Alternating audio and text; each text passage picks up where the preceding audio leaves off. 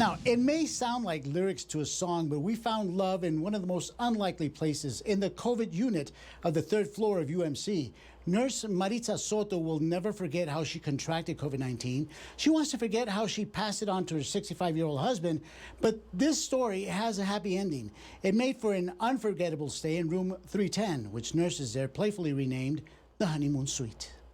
But I see it, a smear of peanut butter and jelly on the table. On the Next to my sandwich. table. How did that happen? It's like, anyways, I forgot where I was.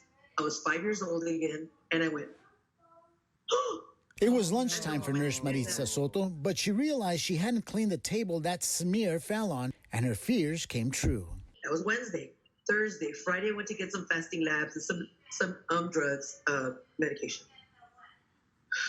Saturday, I wake up, 102.1.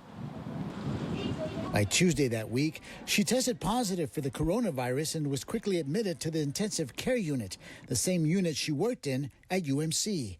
Meanwhile, Salvador was feeling some symptoms but refused to go to the hospital. Finally, when it was too much to bear, Maritza called 911 and made sure he was taken to the same hospital she was in. Paramedics delivered him to the same hospital, but he was taken to a different floor. But I was in ICU 348.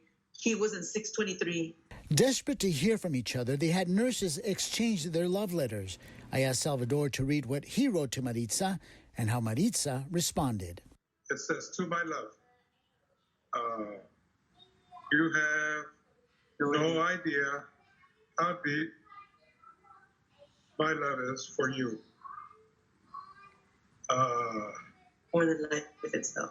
More than life itself."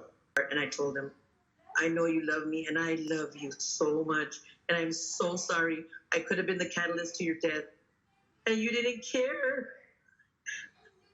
But love letters were not enough. Once Salvador's roommate was transferred, they made arrangements to be together in the same room. Salvador describes a moment Maritza was rolled in. It was almost 3 weeks later. We got to touch, kiss, and see each other. Yeah. Which was amazing. Amazing. My baby. Their love and affection was not lost on nurses on the third floor. That room that you're in, I was told it's room 310. It has a specific name. It has a specific name. What's it called? Honeymoon suite. Married for 21 years, the longest they'd been apart before COVID-19 was 2 days when Maritza took a trip to Kansas. Both are recovering and are hoping to leave the hospital in the coming days so they can recuperate at home.